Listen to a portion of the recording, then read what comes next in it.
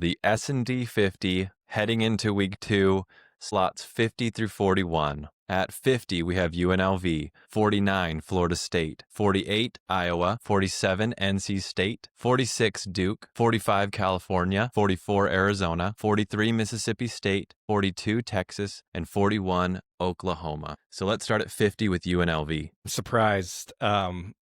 Honestly, like, I guess it's a team. It's just hard to know what we got. You saw their game against Idaho State came down to the wire. They had to have 2 interceptions in the fourth quarter in order to get that win. They were down in the fourth quarter.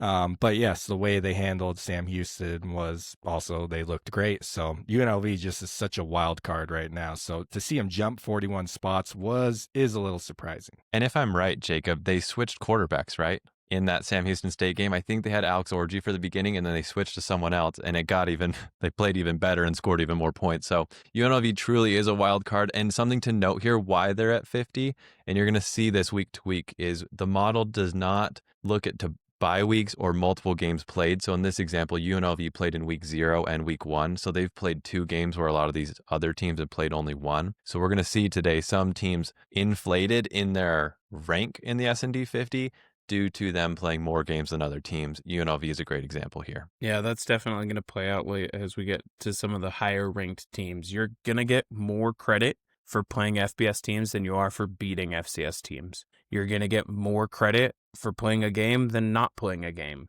And so the fact that you have, UNLV who's won twice, just the fact that they've played 2 games and won, it's showing up here. You're going to see that in our top 10 as well. Spoiler there, but that matters. It'll all even out as the season ticks on, and those teams that have already played twice have a bye week here in the month of September in some cases. But that's why you'll see some teams really jump in the early days. Florida State at 49. Florida State, my friends, a team that won 2 games last year, if I'm not mistaken. 2. A year after getting snubbed from the playoff, here they are. They're back. Doak was rumbling for no reason too. I mean, they were trash talking in July. Their new quarterback, Castellanos, right? He was from Boston College. Was benched at Boston College, if I'm not mistaken, and then transferred to Florida State. Trash talk Alabama, and everyone thought that he was smoking something, but it turns out he was a fortune teller. We were all just waiting to see it happen. I watched last year Boston College, I think it was week 1 or week 2, go into Florida State and just dismantle Florida State. And it was kind of funny now here watching him in the same week 1, as a Seminole, dismantling Alabama, doing the same exact thing as he did at Boston College. So good for them. What I like about that Florida State win too is Florida State has now cracked the top 50. Alabama is now out of the top 50. The people might do that, might not do that. We will see. We're recording this on September 1st. It is close to midnight, so we don't know how these rankings will be sorted yet. But what's so interesting here is, again, Gus Malzahn coming to Florida State. The difference it makes for Mike Norvell and his team just can't be quantified. And we had the same example with Ohio State and Chip Kelly last year, right? Chip Kelly comes in, Ohio State goes on a tear. Having that head coach come in as a coordinator is so, so huge. Yeah, Alabama was definitely one of the big movers. They didn't actually make our biggest movers list either. They dropped way out of the top 50 down to 74. And you might look at their company at 74 and think, well, there's no way Alabama is the 74th best team in the country. And you know what? We would agree. We would absolutely agree that Alabama is not the 74th best team. But in a week where the teams that you're being rated against either also lost to FBS teams or beat FCS teams, didn't really move, but also didn't really take much of a hit, you're gonna slip for losing, especially losing against a team that we all kind of thought may still be terrible. So it'll sort itself out. You'll see Alabama crack the top 50 again in a week or 2. I wouldn't be shocked if Alabama moves their way right back into the playoff conversation. One thing our model's going to do really well as the season ticks on as well is Alabama's going to get credit for Florida State. If Florida State continues to win, that actually gets added in how we calculate the model. Alabama's going to get credit for Florida State's continuing success. And you see, Spencer, that right there is what made me fall in love with your guys' model immediately, because so many times we see in week 1, 2, or 3, a big game happen and we don't realize that it's a big game. And then the AP poll never gives them credit. The coaches poll never gives them credit, for that game. Example, BYU last year going to SMU, beating SMU in week 2 in a game that people thought was two teams that might barely even make bowl games, but it ended up being two of the best teams in the country that year. I completely agree. It's so important that we look at each of these games, whether they're played in week 1 or in week 12, as the same, because they do matter. All these games matter. And I love your point, Jacob, is that SMU BYU game. Had that game happened in week 8, 9, or 10, there would be this inflation towards BYU getting bumped in their rankings and those AP polls of being so good. But that game was swept under the rug essentially because it happened so early in the year, and SMU had just come off barely beating Nevada, trying to figure out their quarterback situation, and no one knew. So yeah, huge point here. And that's why we love this model. We're cutting up these graphics, doing it ourselves, running the model, doing the math, bringing this out to you as fast as we can. So we love reacting to this in real time. Iowa 48. Only call out here, this is going to be an example you'll see repeated over and over in the top 50 in these early weeks of the season when we've got a bunch of FCS teams on the schedule. If you lose to an FCS team like Army did, that's going to really tank you. But if you beat them, you're not going to get a lot of credit. FCS teams don't have a high enough base rating to have that win really matter in the eyes of our model. So Iowa won. They won in convincing fashion. They played Albany and dominated them. While their rating ticked up just a hair from last week, they slipped in the rankings because they got passed by a bunch of teams that had good, solid FBS wins in week 1. Just my little bit on the Iowa-Albany game. Albany is a solid FCS program. Just 2 years ago, they were in the semifinals of the FCS playoffs. So good win for Iowa. Did what they were supposed to do. And opposite, like you're saying, Spencer, of the Florida State moving up 56 rankings in a single week, I really enjoy Iowa slipping 14 spots. Not because I don't like Iowa, but I think it's important that if you don't play someone who's as good as you in these ratings, the model values other wins more. NC State 47. This was that East Carolina game we were talking about. They win. This game was supposed to be close, so the model here bumped North Carolina State up 33 spots because they beat a team that was equally matched to them as far as ratings go in the S&D 50. Duke at 46. Duke in this one, I believe it was close through the first half. They were playing Elon. Is that correct, Jacob? Yeah, they played Elon. Right at halftime. Tied at halftime. Ended up being like 45-17, blown out in the second half. Yeah, perfect. Again, this is why I love the S&D 50. Duke slides 15 spots, even though they won in convincing fashion, but we take into account every minute of every game and the score. And so if you do not dominate a team you should dominate, you will be penalized. Cal at 45, up 24 spots in the rankings. Yeah, this was a classic Pac-12 battle between Cal and Oregon State. But Cal came in and really put the beat down on Oregon State.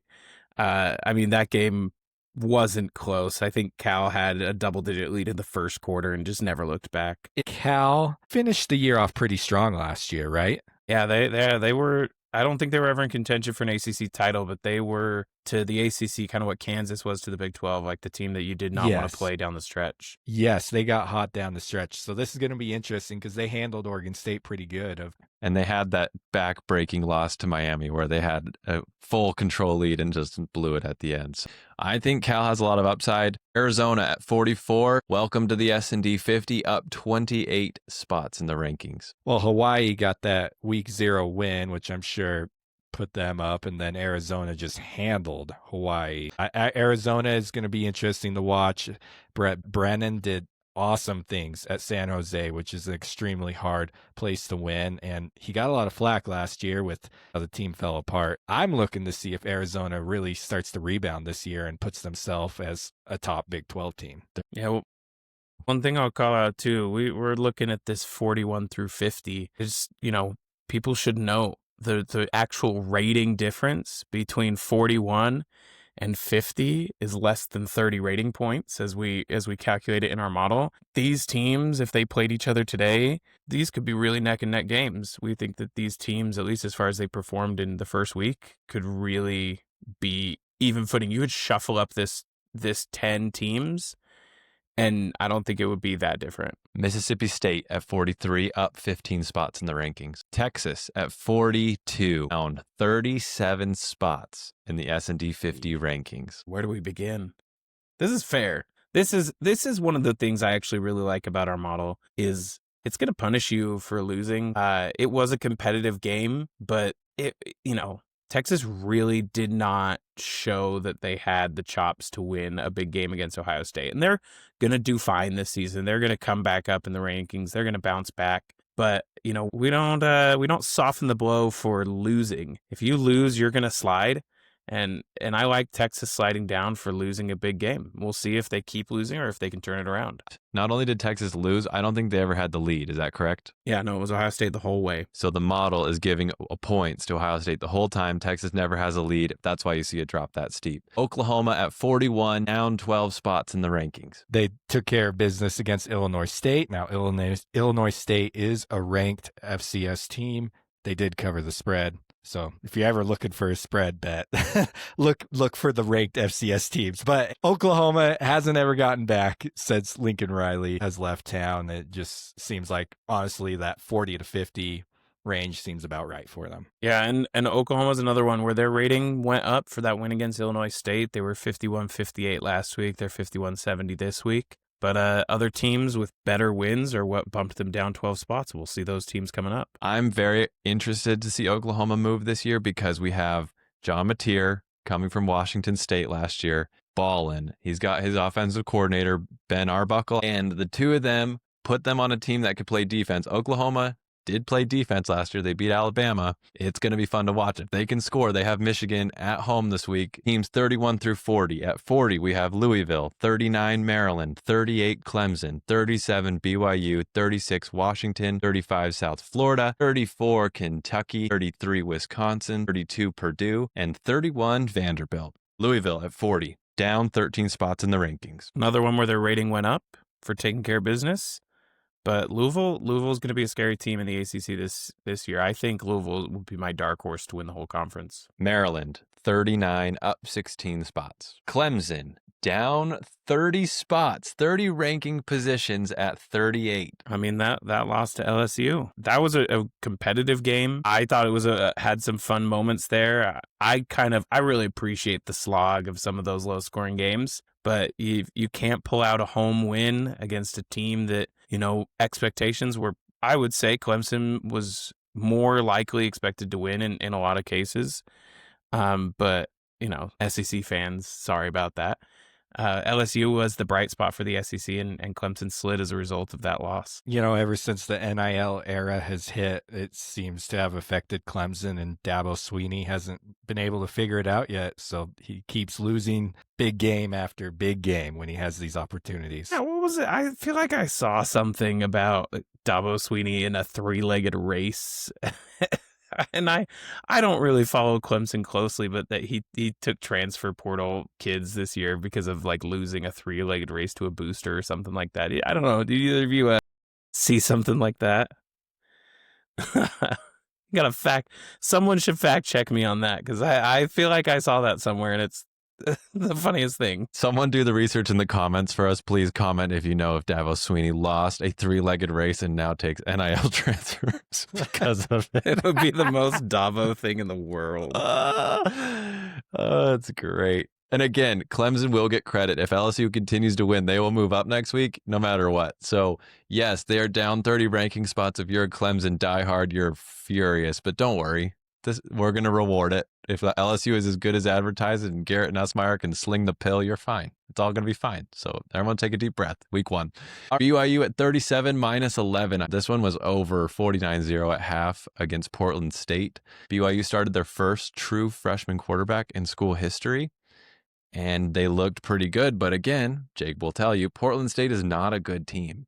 We did not learn a whole lot, and as a result, because BYU beat a team that is significantly worse than them in the ratings, they slid 11 spots. I do think my only call out for BYU is as I was looking over the scores from the week, I think they had the largest margin of victory of any team all week at 69. I think USC had 60 in their clobbering of whoever they played. But I mean, BYU might as well have played a junior college team. Like, that's my thoughts about the team that they beat. Well, and I'll say this, Portland State knelt the ball out to end the half. There was a minute plus left in the half, and they just had to kneel it out. It was 49-0. That's hilarious. I did not know that. It was a bloodbath. And you just feel bad. You don't revel in games like that. You feel for the kids on the other side of the ball. Just athletically, it's not even fair. Not competitive, not fair. Washington, 36, up 8 spots in the rankings. I think we have a Jacob thought on this with Colorado State. Yeah, Colorado State, they were competitive through at least 3/4 of that game. It was a game. It could have gone either way. I do think Colorado State might put together something in the Mountain West, but Washington definitely started taking control in the second half, and I like that they were rewarded for beating a Mountain West school. I love seeing my FCS upsets, as rare as they come, but in reality, we need to be seeing these Power 4 schools play these 4 schools like we saw with Washington and Colorado State, so I like that here they are moving up for their win. All those wins are important. You're going to see that with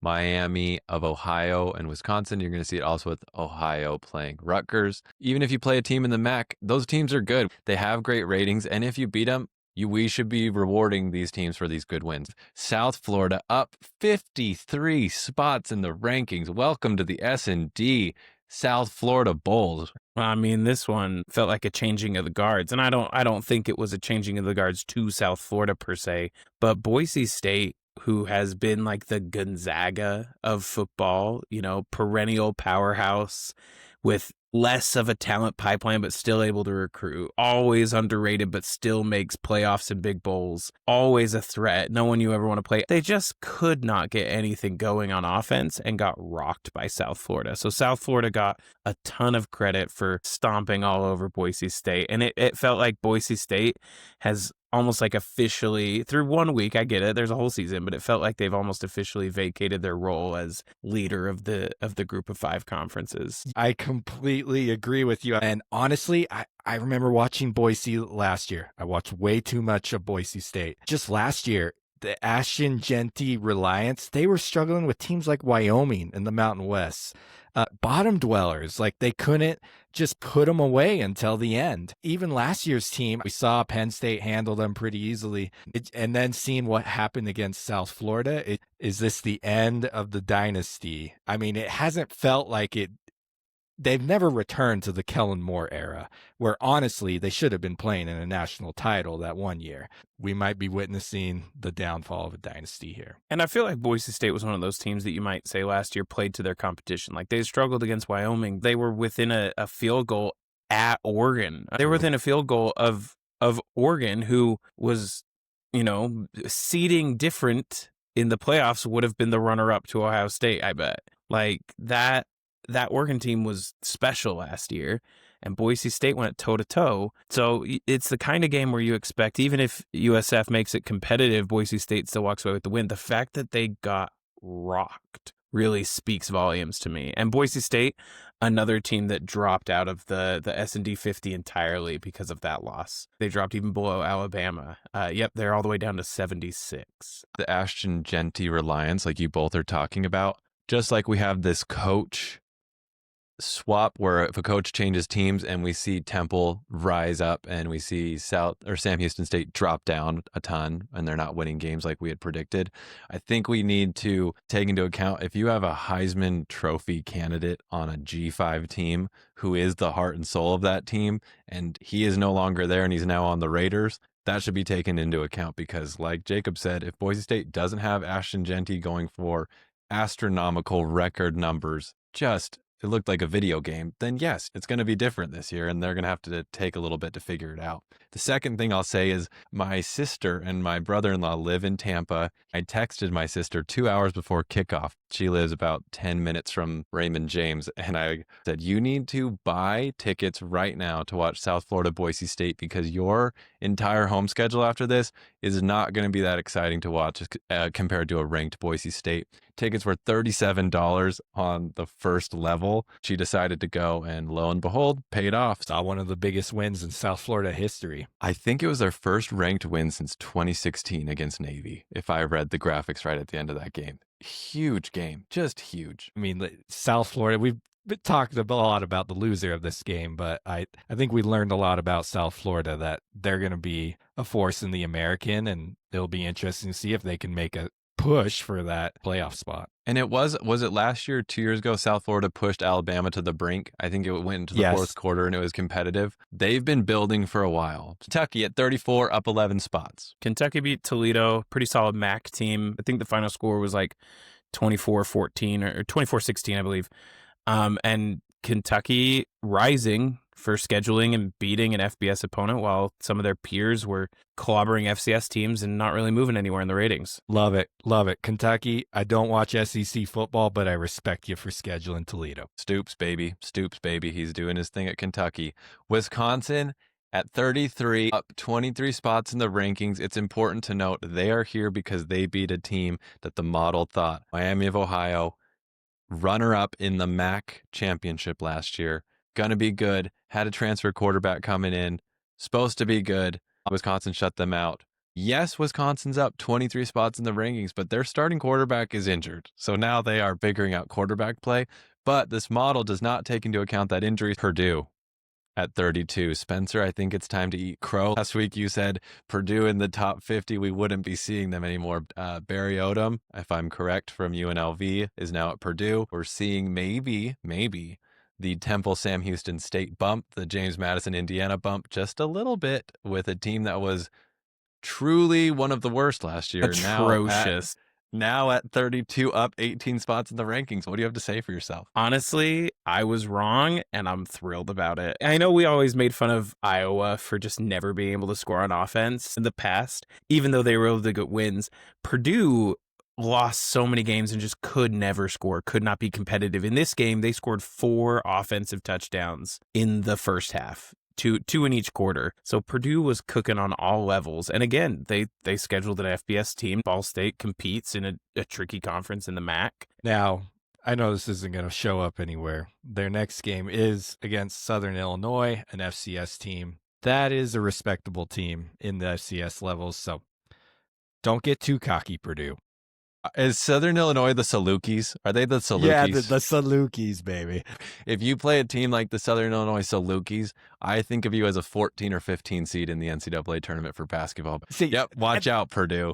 You might get snuck up on by a team who we see during March Madness. That's what I feel like, as an FCS just connoisseur. When I see these matchups here in week 1 through 3, I'm like, this is like watching the 15 seeds go up against the 2 seeds. Let's go. Anyways, David we can move and on. Goliaths. Yes, exactly. Boiler up. Hammer down, baby. Vanderbilt down 6 spots at 31. Another FCS win for just a slight tick, getting passed by teams that beat good FBS opponents. Teams 30 through 21. At 30, we have Tulane, 29 Rutgers, 28 Georgia Tech, 27 Michigan State, 26 Nebraska, 25 SMU, 24 Arkansas, 23 USC, 22 Utah, and 21 Minnesota. Tulane up 46 spots in the S&D rankings. Welcome to the S&D 50, Tulane. Yeah, they invited a Big Ten team into their house and proceeded to show them the door, kick them right back out again. Northwestern just did not really stand a chance at it. And Tulane had, I want to say, 2 or 3 picks. Northwestern just could not get going on offense against them. And Tulane, really good last year, almost made a run at the playoffs as a dark horse to unseat Boise State as the Group of 5 conference champion to put in. Could be looking to do something similar this year with a quarterback who took BYU to 10 wins and almost to the playoffs last year. So they've got an experienced quarterback. They've got an experienced team, second-year coach. I think Tulane could be really good this year. Now, here's where my questions lie with Tulane. I watched some of that game. They got BYU's transfer quarterback from last year, Jake Retzlaff. Last year, Jake Retzlaff had a little bit of an issue of finishing drives, meaning getting the touchdown. You know, there was a lot of drives that he led down that I watched where he would stall out in the red zone. And it was 4 interceptions that Tulane's defense had. Honestly, from what I saw, the fact they only won by 20 is kind of a shame. I saw a few stalled drives that ended up in field goals. I would like to see that offense start to put it together a little more, but Retzlaff was a late transfer, so we'll see if they get more rhythm as the season goes on. When I watch these Tulane games, you can almost see the humidity through the camera. I think going to Louisiana in these really hot months is hard on these teams from the Big Ten like Northwestern. The model does not account for where these games are played, but when I saw last year Tulane bring Kansas State to the brink of beating them, I think it gets tricky for some of these teams to go down where it is not weather they're used to playing in. We gave in the preseason ratings, we gave a bump if you were in a Power 4 conference. And so since Tulane beat a team in a Power 4 conference, they got this bump. But if Northwestern is as good or worse than they were last year, Tulane's going to get pulled down. They're not going to get as much credit for this victory as the weeks go on. They will need to keep winning to keep going, unless Northwestern is better than we thought or think they are. Yeah, alternatively, if Northwestern gets hot in the Big Ten, Tulane's going to get some credit for that. They're going to look even better in our model. Rutgers, 29, up 14 spots in the rankings. They beat the defending MAC champion, the Ohio Bobcats. If you're not paying attention to our index, you wouldn't know that Ohio is a good team in the index. Competitive. That's why you see Rutgers up 14 spots. The Ohio Bobcats, Andrew, say it right. The Ohio Bobcats. Now, one thing the model really liked about this game, by the way, Rutgers won, and it was close in the end, but Rutgers took a 14-point lead into halftime. At one point, they were up 31-14 in the second quarter. That game control that they had, they let it slip away in the third quarter. It was tied by the end of the third, but they got credit for pulling ahead early. Even though they let some of that go, they got additional credit for that than if it had been close the whole game. You get more credit for beating a good team than you get credit for beating a team not as good as you. Georgia Tech, 28, up 9 spots. They beat Colorado. It was a close game. I personally think it shouldn't have been as close as it was. I think there were a lot of turnovers that were unnecessary. Maybe it's the first week jitters, but I'd like to see what Brent Key and these Georgia Tech Yellow Jackets can do when they're not turning the ball over 3 times in the first quarter. But again, they got the victory. They're up 9 spots in the rankings. Haynes King, man, I think he is maybe the most underrated P4 quarterback in the country. I think he's going to be a quarterback to watch, and if he can string together some wins in the ACC, we might see his name start to pop up in Heisman conversations. It's pretty premature for me to say that right now, but I think Haynes King has the chance to do something special at Georgia Tech. Spencer, your dark horse in the ACC is Louisville. Mine is Georgia Tech. Ever since seeing Georgia Tech should have beat Georgia last year, watching that game. 6 overtime. The 7 overtime thriller? Yes. Yeah. And seeing that and seeing Haynes King just do his thing in that game, man, I'm a believer. I think this Georgia Tech team is going to do some damage this year. My concern for Haynes King, I think he carried the ball 16 times against Colorado. Health is always a concern, and they have a really good quarterback who can throw behind him. So I think Georgia Tech will be fine, but I worry about Haynes King's durability week in and week out. Michigan State at 27, up 20 spots in the S&D 50. We have not talked about Michigan State for a hot minute. Welcome to the club, Michigan State. And Michigan State, with the win over Western Michigan, you're going to get more credit for beating solid opponents. And by definition, we tend to consider any FBS team more solid than an FCS team. So they're getting more credit than some of their peers who were just clobbering FCS opponents. No offense, Jacob, to all the good FCS teams out there. Not offense taken. You know what happens is most of the time you see actually the best FCS teams, they don't get scheduled because the big names don't want to deal with them. 'cause North they know Dakota lose- State, Colorado Yes. last year pushed to Yes, the brink, and we all exactly. saw it coming from a mile away. Or when Iowa scheduled North Dakota State and lost. So I will put that asterisk that a lot of times these schools actually do look for the bottom half FCS teams to schedule because they want that sure thing, that sure win. They don't want to be dealing with Montana State coming in beating you, New Mexico last year. Michigan State dominated this game, and our model really cares about not just if you win, but how you win. So Michigan State beating a MAC team, essentially shutting them out. Michigan State really dominated that game. It controlled that game start to finish, and that showed up in a 20-spot jump in the rankings. And with Michigan State, you have the former Oregon State coach coming to Michigan State. Last year wasn't as good as I'm sure Michigan State fans wanted it to be. But again, this is that Sam Houston Temple example where we might see it play out, where you take a good coach, put him in a different scenario with a little more money, and you start to see some results. Nebraska, 26, up 9 spots in the rankings. They finally win a one-possession game against Cincinnati. It was in Arrowhead Stadium, but it sounded like they were playing this game in Lincoln. I think Dylan Raiola could be great. Could be. I think Nebraska, I don't have a lot of faith in them.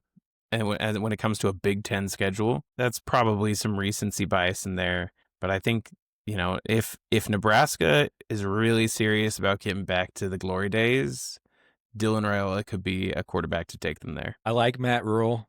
I think he's a good coach. I think he's going to get Nebraska back. I've been wondering if this is the year Nebraska does come back, to be honest. So it'll be interesting to see how these things play out. I think 26 is a good spot for them. Cincinnati losing, that was a big hit for the Big 12. I think the Big 12 really could have used a win over Nebraska because I do think Nebraska can do some damage in the Big 10 this year. Good job for Nebraska. I do find it funny that people compare Dylan Raiola's look to Patrick Mahomes, and they opened at Arrowhead with Travis Kelce and Taylor Swift in attendance.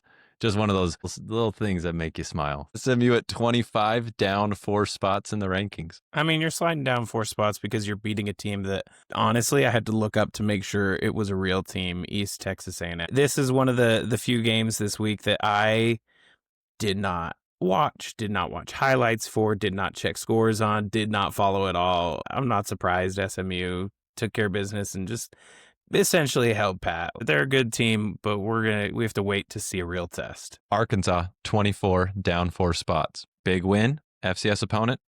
Arkansas, they do have Notre Dame coming up, so that's exciting. And with Notre Dame losing, you're not going to see Notre Dame in the S&D 50. Yeah, they're just out. 54. They just slipped out of the top 50. Notre Dame, we're talking to you. Arkansas at 24. Here's your opportunity. You're going to get them. You're going to get Texas A&M. This is your chance to climb back in after your loss at Miami. Arkansas can't be looking ahead to Notre Dame, even though Notre Dame lost. And Notre Dame's not going to fall out of the AP top 25, right? They're sliding out of our rankings, but they'll be back in the top 50 quickly. Arkansas's next test is going to be Ole Miss on a couple weeks from now. That's a road game, too, for Arkansas. So we'll see how that pans out. That's going to be a big test for the Razorbacks. USC, 23, up 7 spots in the rankings against Absolutely. Missouri State, right? 73 points. That's a feat. I don't care who you're playing. 73 points is not easy to get to. Let's just agree that Lincoln Riley never should have left Oklahoma. He was good for Oklahoma. Oklahoma was good for him. I don't know. This USC combination, it feels like he has all the resources in the world there, but can't quite put together a contender. Utah at 22, up 38 spots in the ranking. Kyle Whittingham, huge win. Rose Bowl. Their quarterback looks fantastic. We talked about Utah last week as a dark horse in the Big 12. This is my dark horse pick to win the Big 12. It's not close. I love this Utah team. Kyle Whittingham with a quarterback who can run and throw. It's scary. It's absolutely frightening. I mean, can we even call Utah a dark horse team to win the Big 12 at this point? I get that the Big 12 is wide open every year. That's what makes it so fun to watch. But if there's going to be a favorite right now, I guess you could say Arizona State just because they won. I guess you could say Iowa State because they beat Kansas. TCU looked really good in their win tonight. Utah's not the highest ranked Big 12 team. There's several more Big 12 teams ranked ahead of them. I think 4 or 5 more in the ratings. I wouldn't be surprised if Utah makes a significant jump when the AP poll comes out tomorrow. maybe even to the top 15. Minnesota 21, up 12 spots. Okay, this brings us to 11 through 20. We have Oregon 20, Miami 19, Missouri 18, Auburn 17, Texas A&M 16, Arizona State 15, Indiana 14, Georgia 13, ECU 12, and Michigan at 11. Oregon at 20, down 5 spots in the rankings. I clobbered a team that they were much better than. Yeah, Montana State. The 59-13 was the final on that one. Not surprised at all. Oregon learned their lesson from New Mexico last year, right, Jacob? Yeah, exactly. They knew to take Montana State seriously. No, Oregon, though, I tell you what, they learned their lesson from Idaho last year. I don't know if much of the country tuned into that game, but I was on it. That game was tied in the second half, and I think Oregon only beat Idaho by 10 points maybe, and it was not the craziest thing about it was Idaho's D line was giving Oregon's offensive line fits, but we saw Oregon start off slow last year. Then they had the Boise game after that, which Boise nearly got them too, and then they just turned on the Jets. But I think they learned their lesson from their own experience with Idaho coming in and nearly beating them last year. Our other friend Ben, who did not join tonight, he loves the Oregon Duck. He wanted the Oregon Duck to make a cameo appearance at his wedding. Sadly, this weekend, the Oregon Duck lost his head during a dance. I saw that. That was that's what you live for with college football. That's what you live for. The Oregon Duck without a head running into a tunnel in shame. That's what we're talking about. Yeah. And just seeing how comically small a human head is with a mascot body on. So true. I hope the Oregon Duck recovers and continues to do his thing. He is a top mascot in all of college football. Miami at 19, up 22 spots in the rankings. A ginormous win. I didn't see it coming. When Mario Cristobal blew that lead to Georgia Tech, I lost faith in Miami's ability to close, but I am wrong. I think Beck is a great quarterback. We had questions last year, but he was good at Georgia, and now he's good at Miami. Miami's obviously recruiting. They're bringing in NIL talent. Here they are up 22 spots. I think it's well-deserved. Spencer said it last week. They were at 41 or 42 in the S&D 50. We thought 10 might be too high in the AP poll like they were, but 41 or 42 is much too low. 19 feels great, especially after winning such a big game against Notre Dame. They really got a bump in the ratings because of that win. It was also a super close game. One thing our model tries to do is reward teams for playing close games, whether you win or lose. If you're both highly rated and it was close, there's a little bit of a bump that you get for having a close game, with equivalent competition, especially when you're playing other S&D 50 teams. Miami and Notre Dame, both in the S&D 50, played a close game. And Notre Dame would have slipped more if it hadn't been close, so they still slipped just outside of the 50. But Miami really benefited from that. And Missouri, 18, down 6 spots in the rankings. another FCS slider. I think they played Central Arkansas. I would need to be double-checked on that, but that's one where you put away the team you're supposed to put away. Your rating, which, we use to compare these teams, doesn't really change. So you're going to get passed by teams with good wins, which includes several teams on this page like Auburn and Texas A&M. You guys have no idea how happy this makes me to see Missouri drop 6 spots for playing an FCS nobody. Because just what they're done with their schedule, they're like what you said, Andrew, their first 6 games are at home. Come on. Like, what are we doing here? Like, you should be punished for not testing yourselves, not putting yourself out there a little bit. So I love that they are being punished in this model, down to 18, as they should, for just being a bunch of cupcakes. They're not going to go down in the AP poll at all, right? And this is why we think the S&D 50 should hold merit. If you don't play anyone and you have this favorable schedule and it is not set up fairly where Florida is going to play a whole heck of a lot harder schedule, you're going to watch Florida be much lower than Missouri because Florida can't possibly win all these games. Maybe they can, they'll prove me wrong, but we should very much take into consideration who you play, and this is what we're doing. Case in point, Missouri. Whoa. Don't dump on Florida. They put away Long Island. Some highlight reel moments from that game. I mean, they're playing with a backup quarterback. They played well, but that's my point. We need to give credit where credit is due, and we're going to see it all year. If Missouri does not play anyone, and if they don't win, they're going to slide. AP poll is not going to agree, most likely. I could be wrong. but for now, that's where it lies. Auburn, 17, up 22 spots. I think this was the most shocking result for me of the weekend. Going into Friday, I was very confident in Baylor. We talked a lot last week about how Baylor finished last year. We didn't even understand how well they finished, won their last 6 in a row. But Auburn coming in, taking care of business, and I don't think it was really close after the second half. Auburn putting them away, getting Jackson Arnold from Oklahoma. This is where the John Mateer Jackson Arnold swap happened. People thought Jackson Arnold wasn't good last year on Oklahoma. Clearly with Hugh Freeze, he's a little bit better, and they went to Waco and had a huge win, and you see the bump here in the S&D 50. Yeah, one thing our model doesn't do implicitly is give additional credit for road wins over home wins or anything like that. But that's a tough place to play. Baylor is a good team. I still think Baylor will be a good team in the Big 12. Just goes to show that Auburn has some real talent. Texas A&M at 16, up 12 spots in the rankings. This is just a scheduling thing. You know, they didn't schedule Central Arkansas. They scheduled UTSA. UTSA is not going to turn any heads, but they're going to play an FBS schedule this year. Texas A&M scheduled an FBS team and got credit for that win. So they're not making big jumps like Auburn for beating Baylor. They're not making big jumps like Miami for beating Notre Dame, but they're getting a boost because they played a good team on a week when a lot of those peers were playing nobodies. Arizona State at 15, down 6 spots in the ranking. Okay, the FCS Northern Arizona that they played here, a Big Sky team that honestly Northern Arizona has been traditionally more of a lower tier Big Sky school, but Northern Arizona has been pouring a lot of money. They got some wealthy alumni there. And so I really think Northern Arizona is an FCS program that's on the rise. So there are some people that I have heard give Arizona State a little bit of flack for only winning by like 21 or something, but I wouldn't look into that too much because I do think Northern Arizona is a decent FCS. Indiana 14, up 10 spots. I don't know what to think about Indiana right now. I mean, they got their transfer quarterback from Cal. He did pretty, was good in the game against Old Dominion.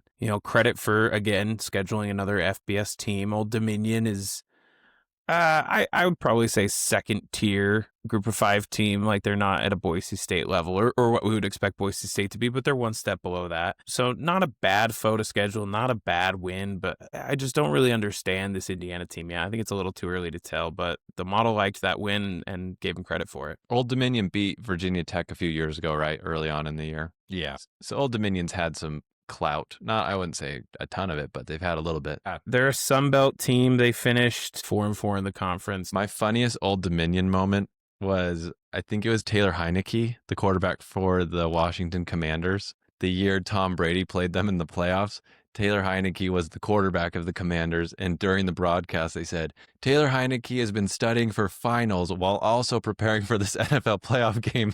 He's trying to finish his degree at Old Dominion. It's one of those things, again, just makes me smile.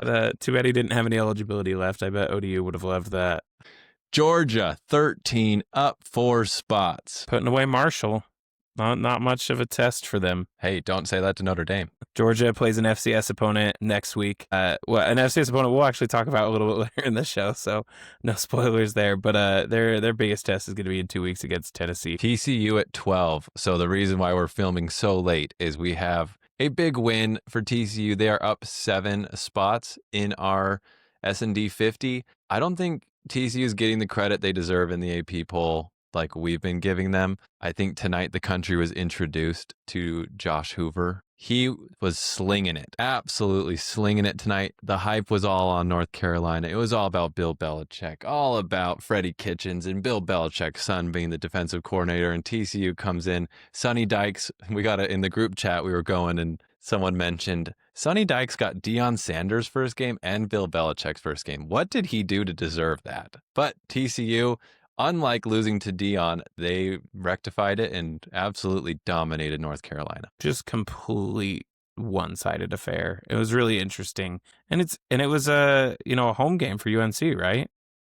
Yes, it was. Michael Jordan in attendance, all the Lawrence Taylor, all of them. They're all there. And TCU said, "We'll take this and we'll win it anyway," convincingly. Andrew, did you say Freddie Kitchens is on North Carolina's staff? Okay, just sell all your stock on North Carolina right now. I did not know that. Freddie Kitchens You just got to look at his 1 year as the Cleveland Browns head coach to get get his resume down. Anyways, I'll leave it at that. I will say TCU. Let's just call it right now, Big 12 champ. I actually think that's a hot take this early, but That's spicy. I can That's see it. spicy, Jacob. Go on. Yep. Big 12 champ right now, TCU. Horned Frogs, baby. Horned Frogs. Okay, Michigan at 11. They are up 11 spots in the rankings. 11-11. Love that. They beat New Mexico. This is one of those, Spencer. Explain to me why the model gave Michigan credit. they're up 11 spots when it comes to their actual rating points. They went up a little over 100 points. Now, it's worth noting that every time what our model does is it's going to give a team an in-game rating. So it's saying like, hey, we got Team A and Team B without any kind of respect for who they were coming into the game. What was their rating for the game? It's going to take that and it's going to adjust it. And so like if you have a really, really incredible rating and then it looks at who you played and we discover that you played Merrimack or some FCS team, then you're not going to get a lot of credit for that. But Michigan's in-game rating was 191, which for all of our listeners who have no idea what I'm referencing here, 200 is an incredible rating for a game. If you scored 200 in our model on an in-game rating, you dominated. That game was yours start to finish. So 191 is really good. And that's comparable with what Michigan State got. Actually, they got 196. But at the end of the day, they didn't get all of those points because it's New Mexico. You're not doing what Florida State did in beating Alabama. You're going to see Florida State, when we show our biggest movers of the week, got over 200 points in the model rating for beating Alabama, while Michigan got a bump of north of 100. That's pretty typical for a win against an FBS team, especially early in the season when the ratings are pretty clumped together. There's not as much separation. If you beat an FCS foe, you're going to net like 5, 10, 15, 20 points maybe. Michigan netted 100 for beating an FBS team.